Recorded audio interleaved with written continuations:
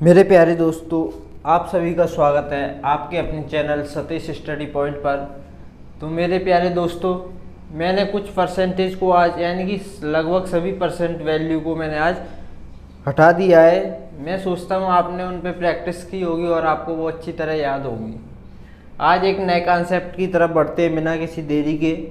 इस सवाल को पढ़िए। इस सवाल जो मैंने आपके सामने लिखा है, दो संख्याएं किसी तीसरी संख्या से क्रमशः 30% तथा 40% कम है, तो पहली संख्या दूसरी संख्या का कितना प्रतिशत है। अक्सर ऐसे सवाल आपने प्रैक्टिस में काफ़ी किए होंगे। कहीं ना कहीं किसी को कुछ ना कुछ तो कन्फ्यूजन होती है, तो आज उस कन्फ्यूजन को पूरी तरह दूर करूँगे। तो देखो मेरे भाई, सबसे पहले देखेंगे मेरे भाई, दो संख्याएं आपको दी होंगी, परसेंट में दी हैं 30% तथा 40% कम है। किसी तीसरी संख्या से इसका कंपेयर होता है, किसी तीसरी संख्या से कंपेयर होता है, तो उस तीसरी संख्या को अपनी तरफ से आप कुछ भी मान सकते हो और आपका जो आंसर आएगा बिल्कुल राइट आएगा। तो देखो करेंगे कैसे मेरे भाई, तीन संख्याएं हैं, ये पहली संख्या, ये दूसरी संख्या, ये तीसरी संख्या। बिल्कुल मज़ेदार कॉन्सेप्ट से आपको सिखाऊंगा, आपको बिल्कुल टेंशन लेने की बात नहीं है, आपको बिल्कुल समझ में आएगा। एक क्वेश्चन से नहीं मेरे भाई, दूसरा क्वेश्चन, दूसरा नहीं तीसरा क्वेश्चन आपको समझ में जरूर आएगा। इससे इजी मेथड कोई हो नहीं सकता मेरे भाई। तो देखो, आपको बता रहा है कि तीसरी संख्या से दो संख्याएं, ये वाली दो संख्याएं इस तीसरी संख्या से, इस तीसरी संख्या से ये वाली संख्या 30% कम है, ये 40% कम है। तो मेरे भाई पहले इस संख्या के बारे में आपको पता होना चाहिए। तो इस संख्या को सबसे बढ़िया तरीका मैं आपको हमेशा सजेस्ट करूंगा कि इसको हमेशा 100 माने, इसको हमेशा आप 100 माने, ठीक है। अब वो बोल रहा है दो संख्याएं किसी तीसरी संख्या से क्रमशः 30% तथा 40% कम है। मतलब जो पहली वाली संख्या होगी इससे 30% कम है और दूसरी संख्या होगी वो 40% कम है इससे। तो सिंपल सा लॉजिक है मेरे भाई, अगर ये वाली संख्या 30% कम होगी इससे, तो ये वाली संख्या होगी कितनी मेरे भाई, 70 होगी। सिंपल है ना मेरे भाई। अगर ये संख्या 30% कम है इससे, अगर ये 100 है, ये 30% कम हो गई।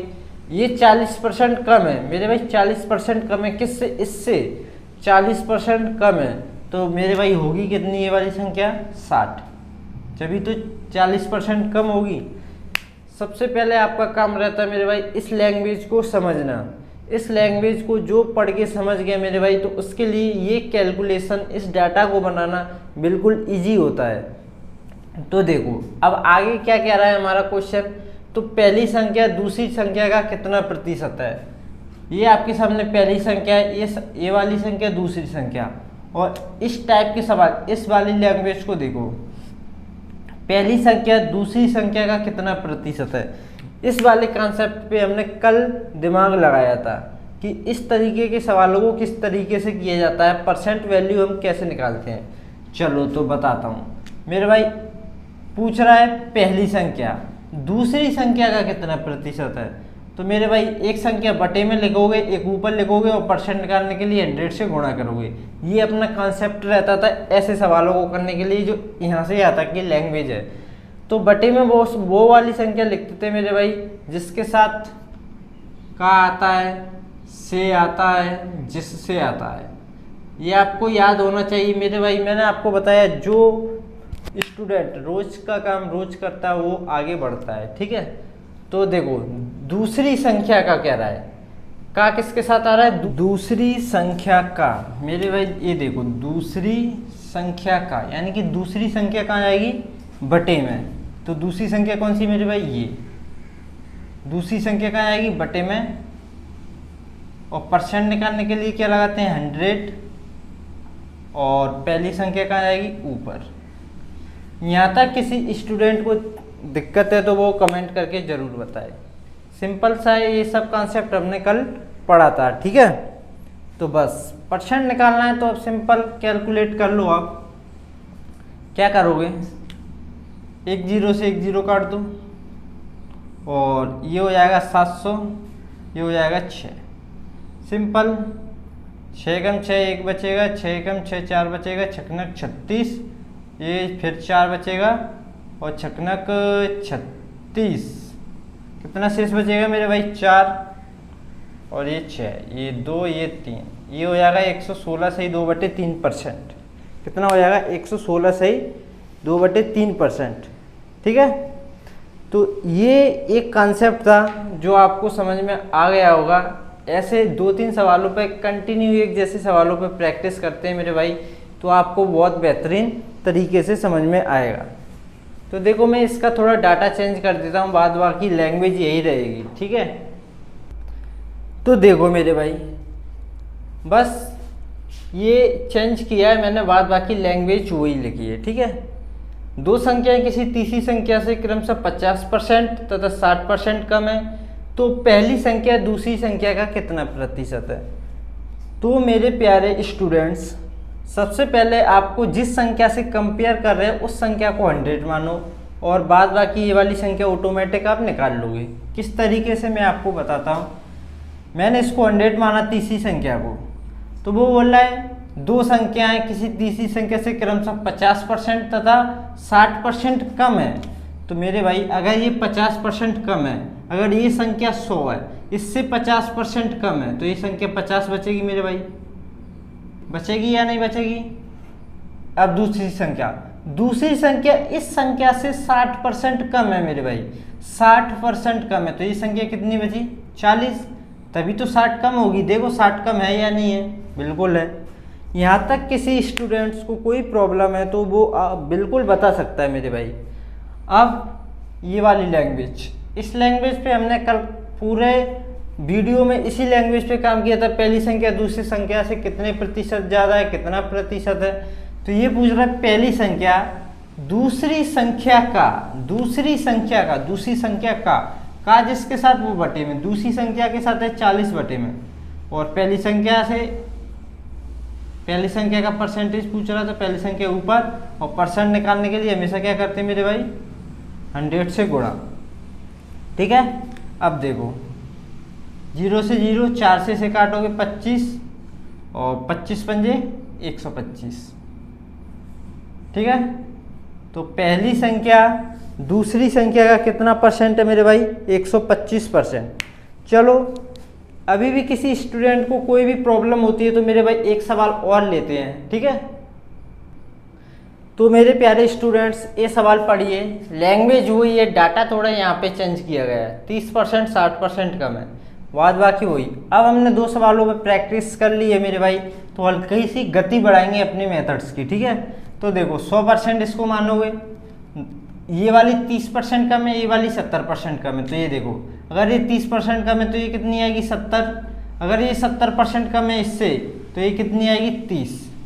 ठीक है, अब पहली संख्या दूसरी संख्या का कितना प्रतिशत है, तो दूसरी संख्या जिसके साथ का आएगा वो जाएगी बटे में, 30 जाएगी बटे में, 70 आएगी ऊपर।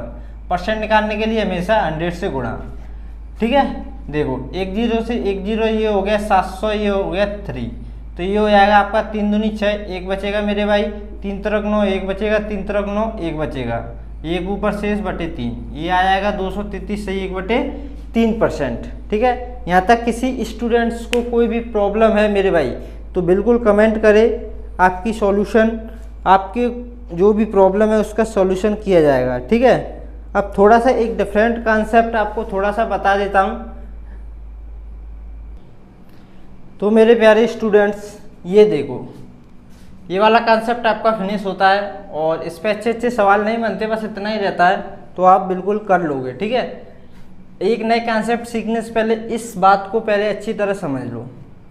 ये क्या बात है मेरे भाई, ये देखो आपको यहाँ पे 3 कंडीशन दी गई हैं और आपसे पूछा जाए ए और बी की वैल्यू आप बताइए यहाँ से, तो किस तरीके से आप निकालोगे। देखो जब ए और बी आमने सामने लिखे हैं मेरे भाई, आमने सामने, ये देखो आमने सामने, तो मेरे भाई जो ए का मान होता है वो उसके सामने वाली वैल्यू होती है। यहाँ पे ए का मान कितना आएगा मेरे भाई 3, और बी का मान बी के सामने वाला बराबर के उस साइड। इस बात को बिल्कुल नोट कर लेना मेरे भाई, आपको कन्फ्यूजन नहीं होनी चाहिए।